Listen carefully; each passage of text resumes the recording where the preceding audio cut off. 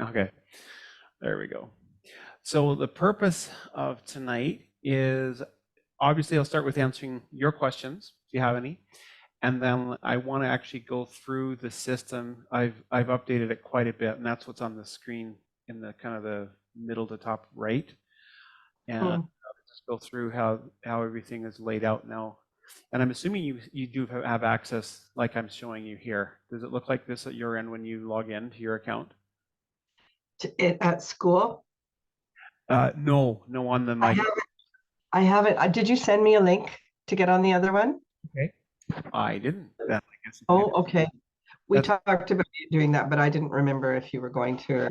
okay. Okay, so That's yeah, I'll do that. great because I'll show you this, and then when you do log in and it looks all like this, you'll kind of understand what everything means and how it works, and how you can get the most benefit from everything that's laid out here. So yeah, Okay. but I'll hold off. I want to answer questions first. Did you have any concerns this week? Stuff you're working on? You needed help with? We'll do that first. Let me think. I don't think I have questions, Cam. I just have to practice more. I have to get that rose down. Okay. Um, I'm feeling it and I'm figuring it out. Okay.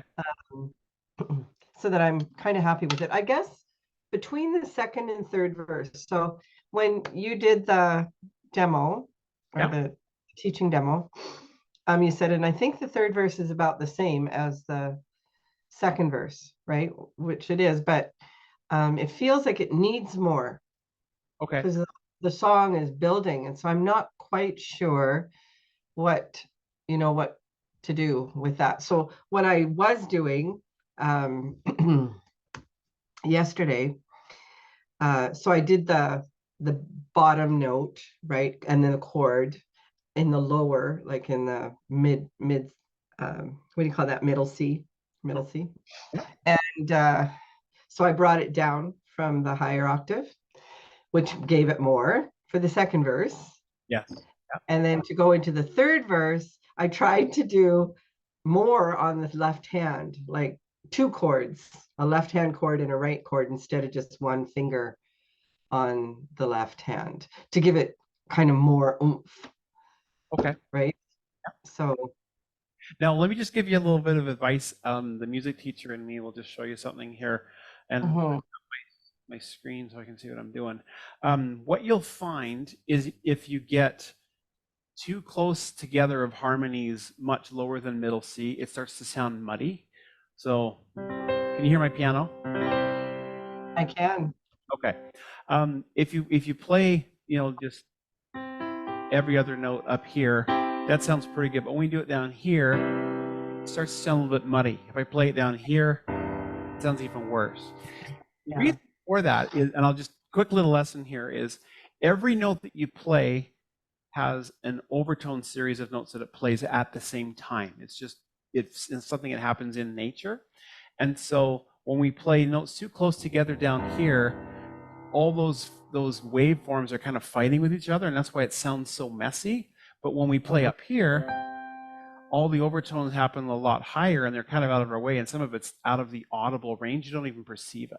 And so that's why it sounds nicer up here than it does down here. Notes close together. It just sounds like a rumbly mess. Okay. So you have to be careful if you're trying to give it more oomph. Don't do too Mhm. much down here. I would try to keep it in here, like around the middle C range. But definitely, I think in the third verse, you'd want to be playing somewhere around here. That's kind of where you'd want your chords to be hitting in the Rose song. Now, I'm gonna have to go back and listen to the original again and see if there's something else I'd recommend because I I can't remember off the top of my head what that should be. Yeah.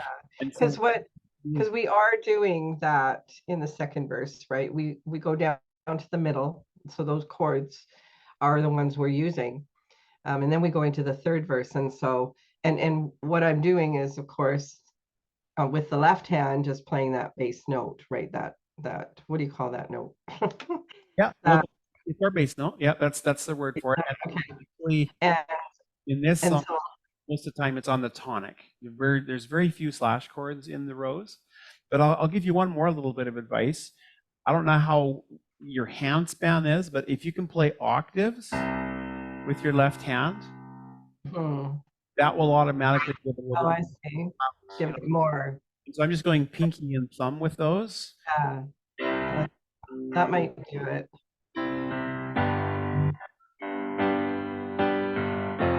So those two notes down there, that's all left hand, just an octave apart. Right. You might need to do stretches. I don't know how big your hands are, but yeah, for me, I can go this far. I can go an octave and a third. But yeah, yeah, I have pretty long fingers, so I might be able to do at least an octave, that's for sure. So yeah, try doing octaving in the bass and see if that gives you a little bit more oomph on that third verse as well. So that's good. Okay. Now, did you have any other questions? Because I'm just ready to pounce and show a whole bunch of stuff because other people are going to watch this video later, and I'm really excited about what I'm going to talk about today. Because okay, well, we'll wait for them though, right? So no, I don't have any other and questions though. they'll watch it on the replay. If they hop in, great, but they can catch the replay later. So sounds good. Anyway, because I'm getting more enrollments, I thought the best thing that's good. now would be to show you some survival skills that you can use while you're waiting for me to create more song videos. Because if you scroll down on this course site now, I put the song vault at the bottom. Okay, and as of right now, in the song vault, we have just this many songs. I think it's like 1, 2, 3, 4, 5, 6. We got 7 songs right now, and I'm trying my darndest to keep ahead of people and give them videos to learn all this stuff. But I thought I should show you what I really want you to do so that you know where we're heading. Where we're really heading is I want you to be able to do searches on the internet and find, oh, there was the one I had. Actually, I was going to start over again. Chords. Blinding lights. This is a song that I know kids are interested right now. It's by The Weeknd. Where was this now? My chord book. Here we go. Okay, and so I just did a search and I scrolled down to one. Now some of these sites they're trying to charge you money. Some of them they won't. It really depends on the song and who wrote it out for you, whether they're going to charge you or not. This one was kind, and sorry, it's just taking a while to load. Anyway, it shows you the lyric sheet and the chords. I don't necessarily trust all of these because sometimes somebody just threw it together really quickly and it might not line up rhythmically or the right chord. This one, it was a simple song, so it actually worked pretty well.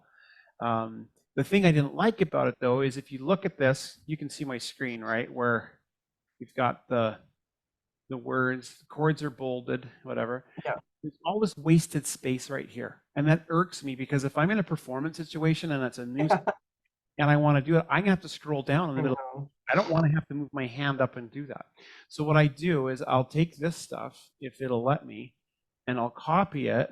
I'll just take one stanza here. Yeah. And then I'm going to show you what I do with this in a Google document. See if I can get this to pull up. Hopefully it doesn't take too long. The internet's being slow today. Anyway, what I do with this Google document is I'll just create a brand new one just so we can start right fresh, because I expect that people will want to do the same process. So I'm going to do a word processing document, and stop. Thought I clicked again. Sorry.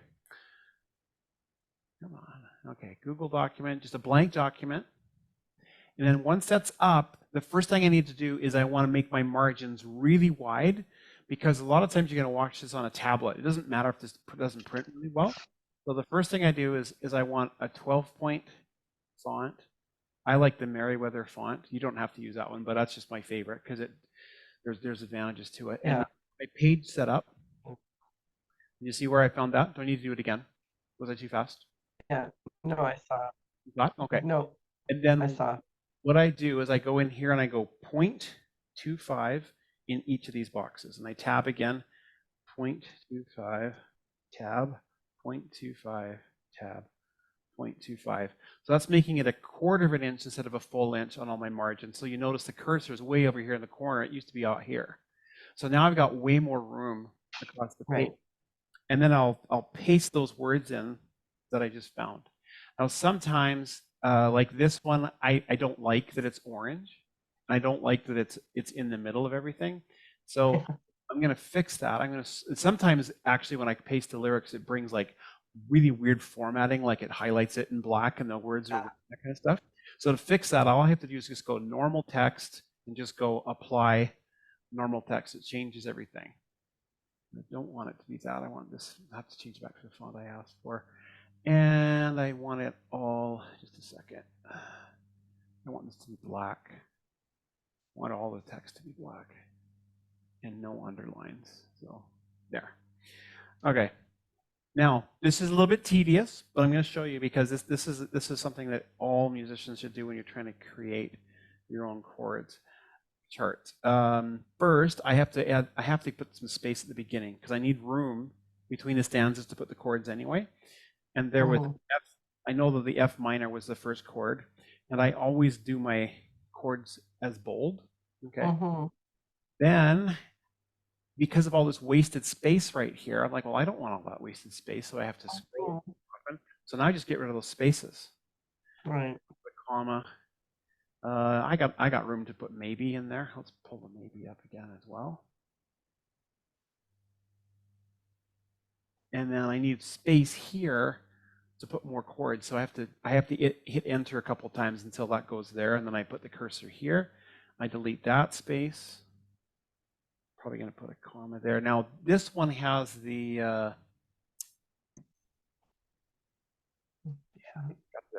the B flat chord.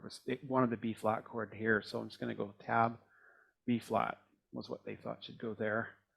But I'm going to listen through these and make sure that things are in the right place anyway. But you see, you get the point. Like I'm just trying to make this nice stuff fill the page over to here, because when I first pasted it, it went all the way down to here. Look at how much space we've already saved, because now we're using the whole page.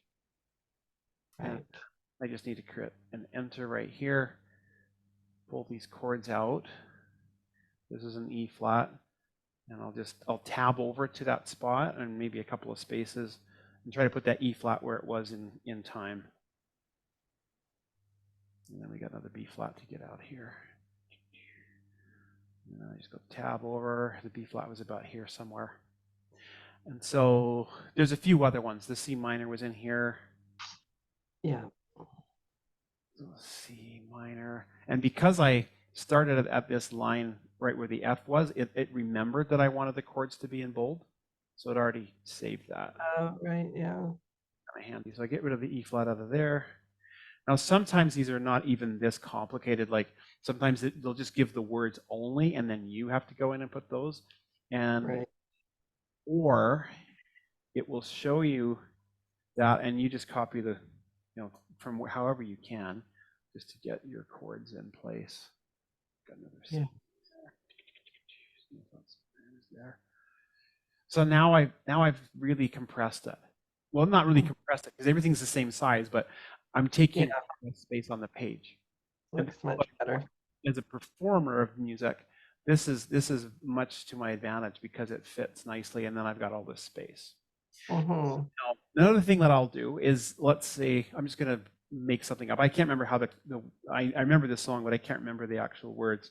So I usually go like this. I'll go chorus, colon, and then I'll put everything in here. And then the second verse would be after that. And then there'd be some words, whatever. Then if the chorus is exactly the same, and I don't want to have to scroll a bunch, then I would just write chorus without a colon and then just space after it. And so then I know when I'm performing this, I see chorus there. I go, well, it's up here. The words in words are the same. So I don't need to write it out again. Unless the lyrics to the second chorus are different. Maybe there's a tag on the end of it, something like that. Then maybe I would decide to write the words to the chorus out again. But if I don't have to, because it's identical, then I just put that like that. And sometimes the song will have a chorus that's like a chorus 1 that repeats twice, and then a chorus 2 that repeats twice. Well, then I can just label it that way. I could just say chorus 1, and then down here, I would say I'm going to do chorus 1 again. And then I can just look back up and see it. And just the whole purpose of this is to save space, but I always leave spaces between the stanzas so I can kind of have a flow and a feel of what part of the song am I in, because we want to feel different in the verse than we do in the chorus. And so just the way that the words are spaced on the page kind of helps me to identify that. And then I know this is just gibberish, but perfectionist. Oh, no, it's good because I actually put an asterisk just in front of the chorus so that I know so my eye just goes right back to that asterisk. Yeah, that's a good idea too. Whatever. I mean, I do that too, what you're doing, but and I put an asterisk. But that's interesting how you were able to do that in Google Documents. Yes, and I like this because Google, better. once I can get this, like I have an account with Google, and I don't think I pay a cent for this. If I was doing this on Microsoft Office, I got to pay like $300 for the software or $13.99 monthly for that. With Google, I'm not paying for any of this, and I just have access to these really cool tools. Yeah, So that's just kind of a flow of how you could create your own lyric chart, because I might not be able to keep ahead of you as fast as I wanted. I mean, you're a customer who's in the gold plan. You're entitled to 5 songs a month, and I will give you that. But I'm just saying, if I couldn't keep up, if you wanted more than 5, this is your survival skill. So you can go, hey, I doubt it. there's another song I really want to learn, and I don't want to wait till next month. And then what you would do is you try to write this out, you try playing it, try to interpret these chords, and then in a call like this weekly, that's when you'd throw it out there. And then you could share your screen, show it on the screen, and then I'd go and play it along. I might even go back to the original recording and play that through. And then we would, during this call, the weekly call on the Wednesdays, I would help you format your document. And you could even share this document with me so we could actually both edit it at the same time. And I could go through and maybe change your chords to, if they weren't quite right, or maybe they weren't positioned, maybe I had to slide this over a little bit. I can help do that in the call. And you see how that works. And then we talk about how to interpret that so that it makes sense. Okay, so you're with me so far? I am. Okay, yep. Excellent. Now, the way I want people to benefit from my course is, if this is the goal, this is the life skill that we want you to have as a ear-playing pianist that is using a chart like this to kind of get you started, then the lesson material is supposed to support these types of things. So that's why we have all these different lessons. Chord interpretation is the first category. And so these all sound like they're related, and they kind of are, but they're very specific. So I'm just going to go through these so that when you log into your account, you know how to get the most out of it. So chord interpretation only has to do with this stuff right here, like just, oops, wrong one, where was I? It's just right here. Like the letter, what does the lowercase m mean? We start adding numbers to this. I'll teach you what the numbers mean. Sometimes we have a suspended fourth. I'll teach you what that means. And sometimes we have a suspended fourth and they add a sharp 5. All sorts of things are possible with the chord symbols. And so that particular category will teach you what this stuff means. Sometimes we have an F minor, but it's over a C in the bass. And I've explained that to you before yet. Have we talked about slash chords at all? Yeah. Like, was there at least one slash chord in your first song, The Rose? I think yeah. Well, doesn't that mean that the bass finger is on the C? Yes.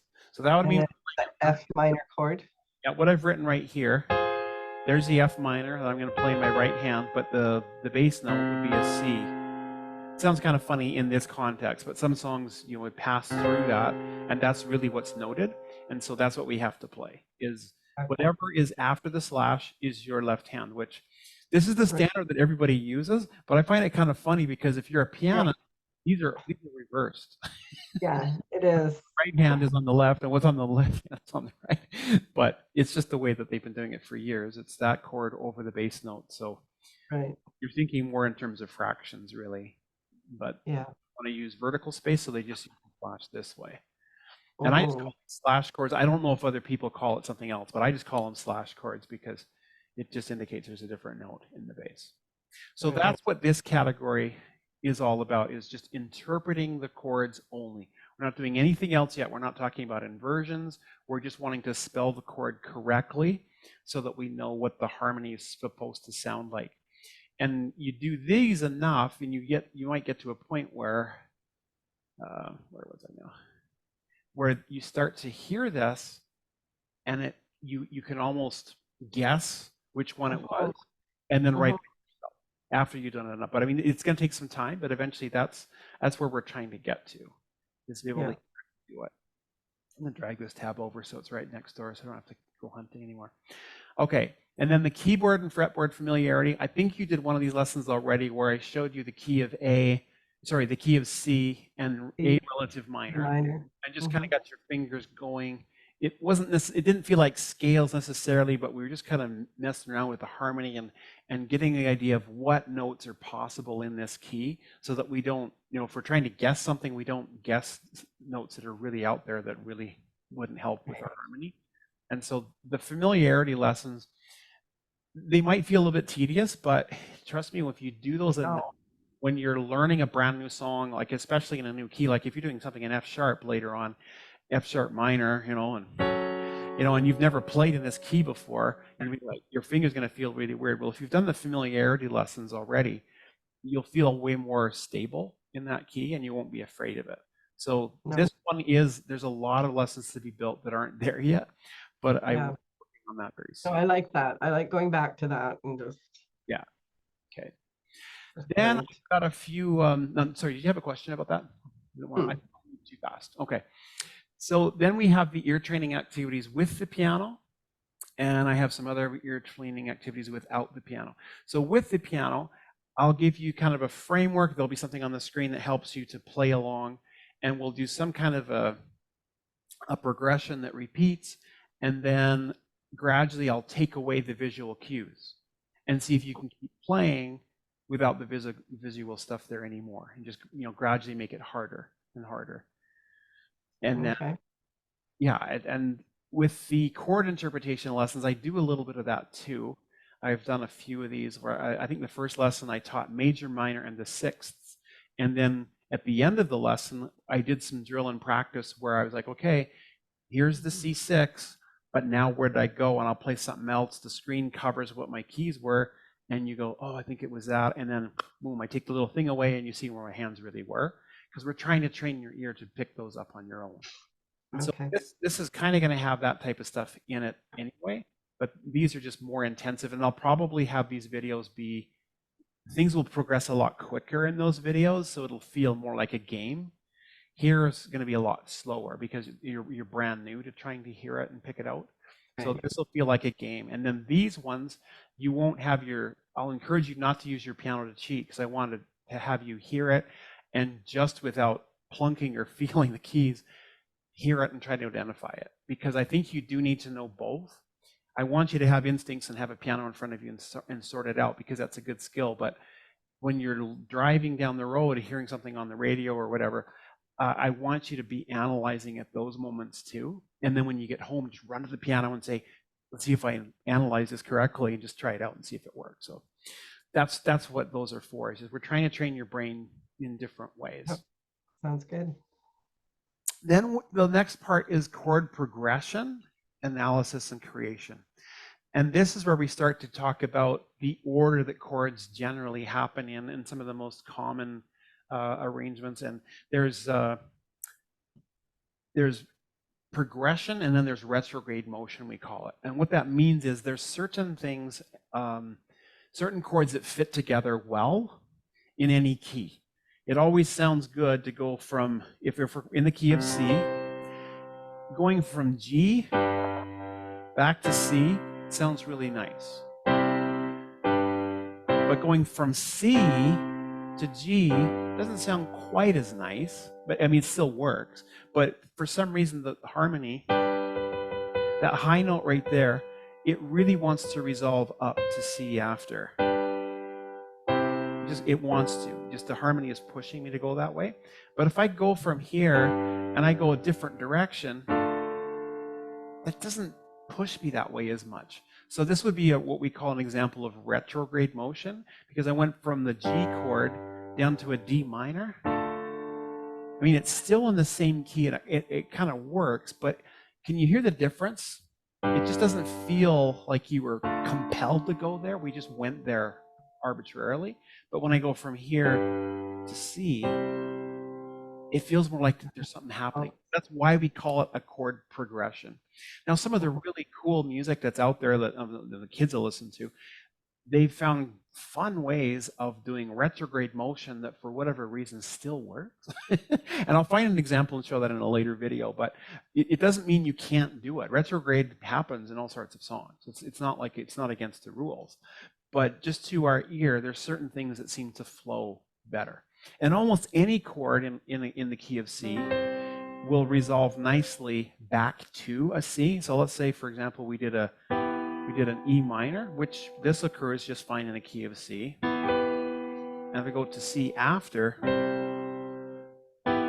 it sounds okay. But if I go anywhere else before the C, sometimes it sounds funny. Going up one step usually is a progression. That sounds like progress, right? But if I go from the D minor and go back down to, well, it kind of works because C's a tonic. But if I went from here, that's a minor chord on the 3. If I go from here and I go up, that sounds like a progression. But if I go from here and I go down instead, I don't know. Maybe I'm going a little too far ahead. But for me, I don't feel pulled to go that way. That just sounds weird to me. And yeah, there's people that write songs that go that direction and they make it work somehow.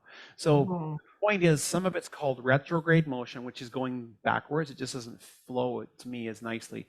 But a progression is where we're going forward.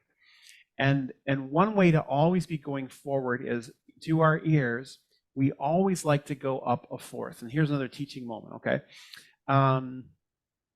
If we're still in the key of C, if I start on A minor and do a progression from there, if I go from A minor, I go up a fourth, 1, 2, 3, 4, and do a D minor after, and then go up another fourth, 1, 2, 3, 4, and go up another fourth, 1, 2, 3. Okay, so let's go back through the progression. A minor, up a fourth to D, up a fourth to G, up a fourth to C. I just went up a fourth each time. Each one of those moves felt like a progression. It felt natural to go that way. I can add some 7s to it, like a 7, and it'll sound even more, give even more thrust. A minor 7, D minor 7, and a G7, and a C. Now, all that motion to my ear, it sounded like progression, and it is, because going up a fourth is always a progression. Going the other direction sounds weird. Start for the C, go down to G, then go down to the D, go down to the A. It doesn't sound like a progression to me, because every one of those steps was retrograde. I went down a fourth. Did it sound different to you when I went down instead of up? Oh, yeah. Yeah, and so that's just kind of some of the rules of chord progressions. And so the lessons in this category right here will be about analyzing the chord progressions. We'll talk about creating some of your own, because I know some people want to be, composing music after they do my course. Then I have a whole category that deals with the Roman numerals. And I don't want to get in too much depth right now, because that really is a lesson unto itself, is how to use that. But did I ever tell you about this? Should I give a crash course in Roman numerals, or you've already heard it? Yeah, I heard it, and I Want a quick review, because other people are going to watch this. You can, but I'm good with them because I knew Roman numerals before, anyways. But okay. then if I'm in the key of C, this is the 1 chord, and in Roman numerals, that's an uppercase I. If I do this chord, that's an A minor, but it would be a lowercase VI, which means the sixth chord, and the number goes 1, 2, 3, 4, 5, 6. So it's built on the sixth scale step. So it's lowercase VI. And then if I go to an F chord, that's an uppercase IV because we're 1, 2, 3, 4. And if I go up one step from there, build a chord, now I'm on the 5 chord. Now the reason why this is handy to know for people who are watching this later is if I play this progression, I just played a 1, minor 6, 4, 5. I can take that same progression and do it in a different key, and the notes are different, but the feel is pretty much the same. Let's do it in the key of E flat instead. So let's pretend now that we're in the key of E flat, and I should probably do this quick, just so that the people who are wanting to watch the staff don't get confused, because it'll show it right. So there's a 1 chord is E flat now, because I've changed what key I'm in. So I have 1 chord, the 6 minor is now in a C minor, the 4 major is an A flat chord, and the 5 major is a B flat chord.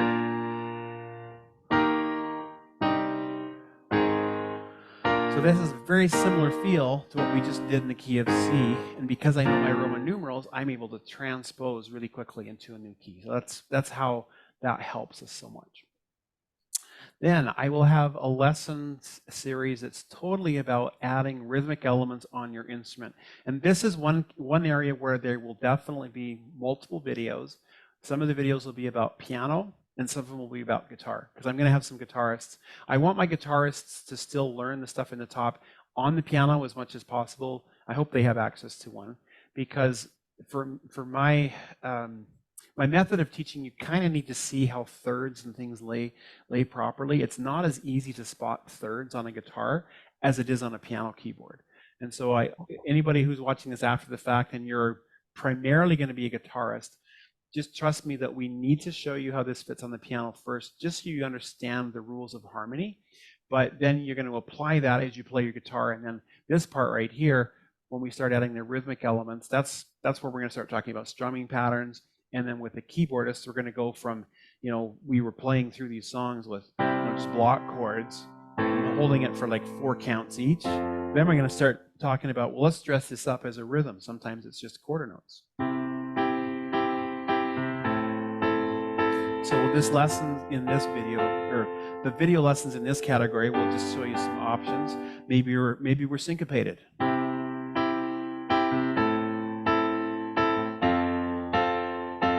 So I'll show you that rhythm. Maybe we're doing 6/8 time.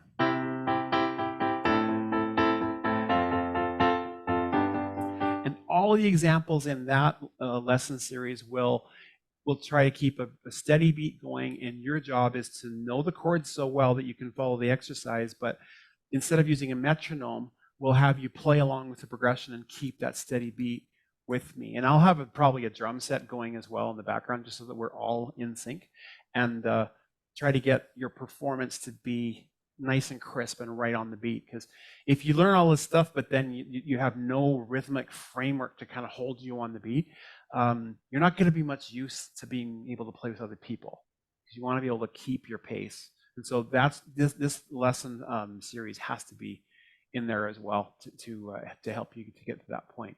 But I figure that I want to teach rhythm a little bit later, because I want you to know that where your hands go first, and get really comfortable with that, and then we'll tell you how to pace it after. Because it's hard to pace it when you don't even know where you're supposed to go first. It's kind of like, when you first go into a classroom, you're like, well, I don't even know where I'm supposed to sit. How am I supposed to follow the rules? You got to have a place to be first. So that's why I show you where your fingers should go first before I teach the rhythm. That's just my thoughts. Anyway, now that's everything. And then the song vault, of course, is down here. And a lot of people will probably spend a lot of their time there. And that's fine. The song vault is fun, because, I spoon feed everything in there. But I want you to get to a point soon where you trust yourself and this stuff to help you learn new songs. If I can't get a song lesson video to you as quickly as you want it, you can still start to, at least try to interpret a chord sheet and fix the errors, because sometimes if you Google it, you'll find chord sheets that aren't 100% accurate. So there may be other courses, not courses, there may be other categories that get added to this as we go along, because I've made a promise to myself as the teacher for this program. I want it to be very reflective and responsive to what you need. If there's a topic that comes up that I overlooked, there needs to be a video series about that so that you are totally prepared to do what you need to do.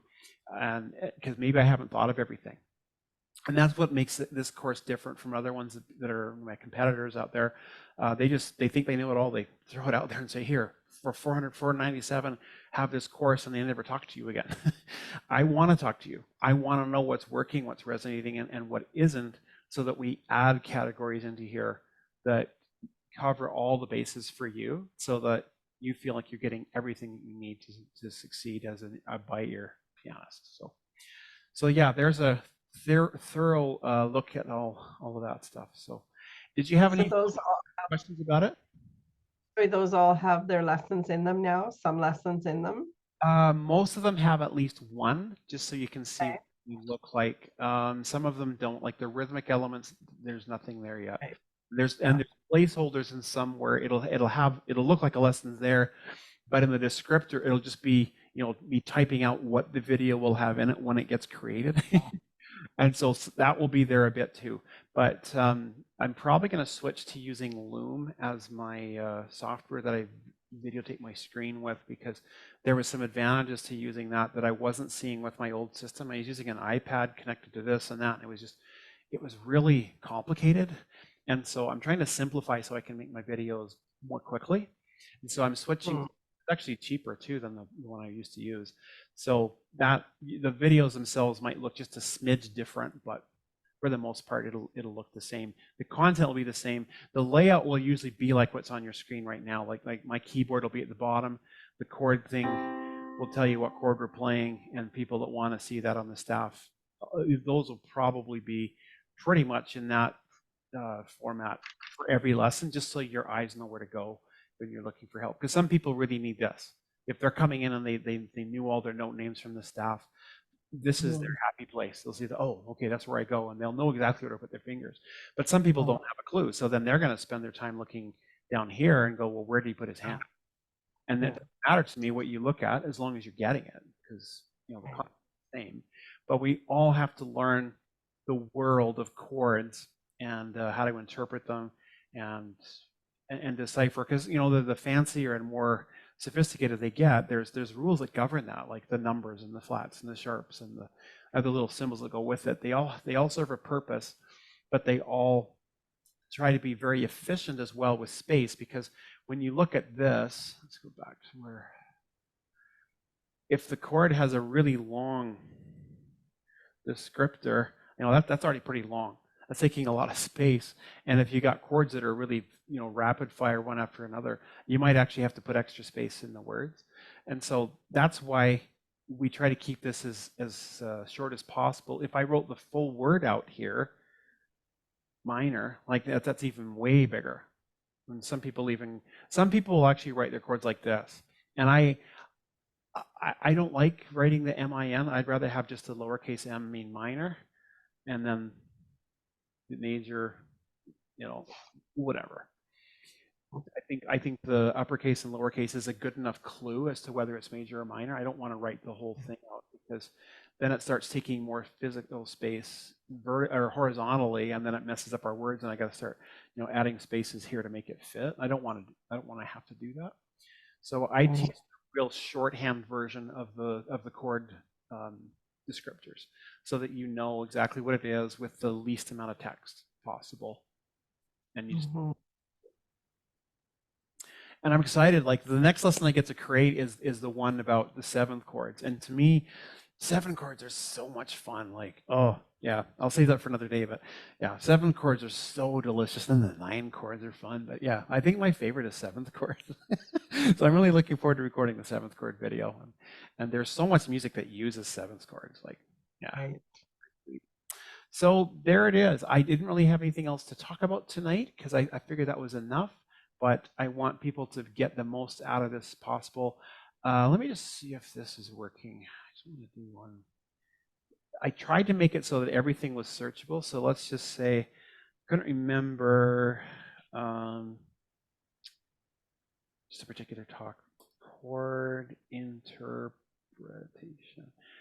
If I just type that in the search and hit enter, no, didn't do anything. Okay.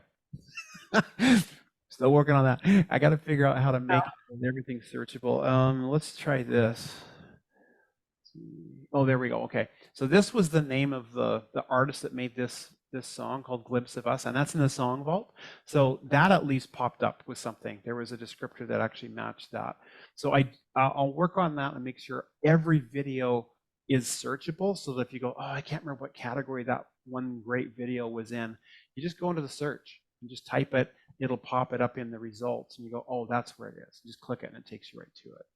So that's another built into the course to make it really handy. I don't know why that chord interpretation didn't, because there's a category called that, but maybe it has to be an actual lesson titled that. But anyway, I'll make everything as really user-friendly and searchable as possible. It might mean that I have to do some keyword stuffing in these lessons so that everything pops the way it should, but that's another feature that's here. Anyway. Can you just explain to me, go back to the Roman numerals for a second, okay, for a couple minutes, and explain to me, like, I listened to you talk about it in your first lesson, and I went and I learned about it when I went online to your course that you had in there. Yeah. But it didn't occur to me, you said something about, so you have C, let's say in the C, right? Yep. C would be a Roman numeral numeral 1. Yep. Right? Yep. Uppercase. Or I, uppercase I. Yep. And then the next note would be, is it D? D minor? Yes. No, so everybody's with us. G, that's in this. So, okay. So if I had my C chords there, and that would be an uppercase I. Now, if I play all the chords of all just the white notes because we're in key of C, the next one that naturally happens is the D minor. And so the way I would write that one in Roman numerals, it's the second one. So 2 in Roman numerals is I. But because it's minor, then I would write that as lowercase I. Does that make sense? Okay, yeah, and I knew that, but you had said something that caught me.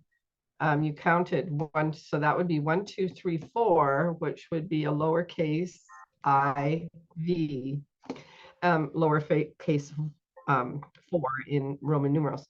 Did I make it? Because this should. How did you get to that? If I get to this should have been a major chord. If I made a mistake, I'm very sorry. I'll have to go back and look. But this is a major chord on the 4. You didn't make a mistake. It's just I caught it and I thought, oh, okay, so it's another thing that's kind of fitting together. Yeah. Oh, okay. So it didn't make a mistake. I just want to understand it. This should be an uppercase IV. Like F.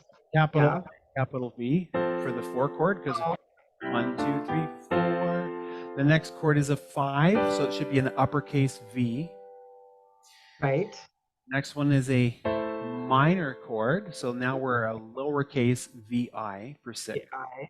Okay, maybe it was a VI, a little lowercase, yeah, that you talked about. Okay, and then the last one, this is the oddball, the 7th scale step. It's minor, but then it's like diminished as well, because we've got 2 minor third intervals stacked on top of each other. This is the only. That's what makes it diminish, is if it's got 2 minor thirds. Yeah, 2 minor thirds. So that's a minor third. This is a minor third. Now we're getting a little ahead of ourselves.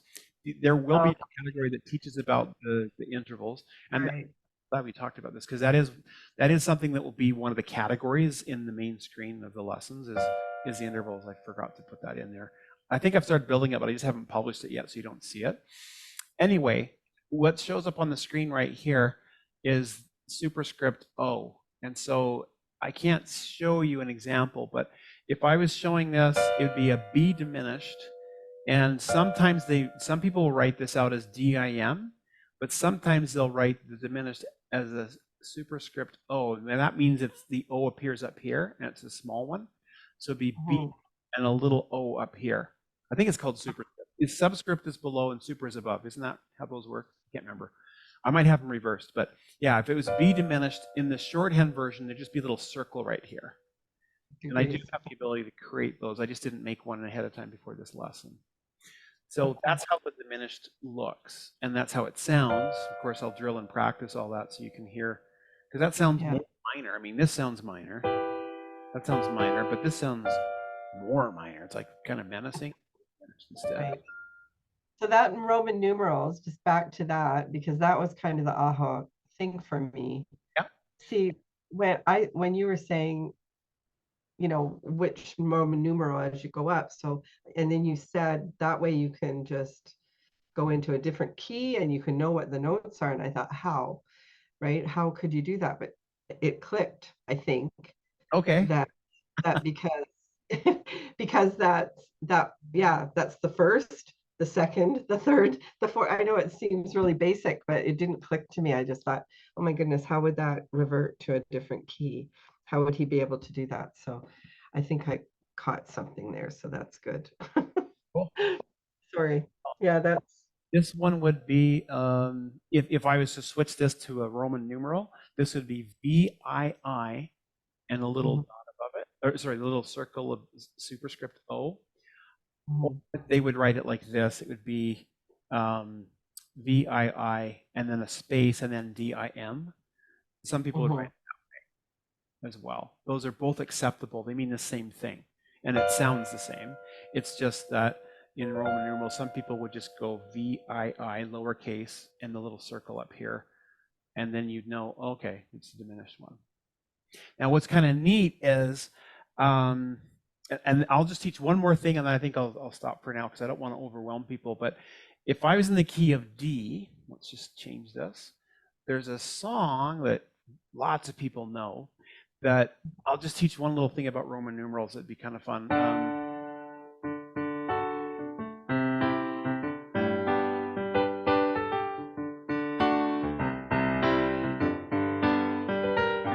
That's Sweet Home Alabama, right? So we're in the key of D, okay? Usually when we're in the key of D, we're going to play A and G, but this one doesn't do that because when we went down to the 7th scale step, we went here instead. And you notice that when I when I play this, it's notating these as C naturals. It's specifying that it's C naturals because the key signature is telling me I'm supposed to be playing C sharp if I'm in the key of D, right? And so this is one kind of little neat thing about Roman numerals. If I was doing this, it'd be a 1 uppercase, and then it'd be a 7, and it would be uppercase VII this time. Because we went to the 7th scale step, we built it on the flat, and then made a major triad out of it. And so it'd actually be a little flat symbol, uppercase VII, and what that meant was instead of playing a diminished, we played this as a major chord on the flatted 7th. And then the next chord was the 4 chord on G. Okay, so the Roman numerals, they're very specific. Not only do they tell you which scale step, but if things change from what it normally is, and the uppercase, lowercase has changed, look really closely and see why. You know, how is that possible? Because normally the 7th scale step should have been this. Should have been the diminished right here, but it wasn't. I went there instead. And so that can give a song its really unique character, is that, well, they were in the key of D, but instead of doing that, they actually played the flat 7 as a major triad instead, and then went over here. Because when you hear the end of that song, I mean,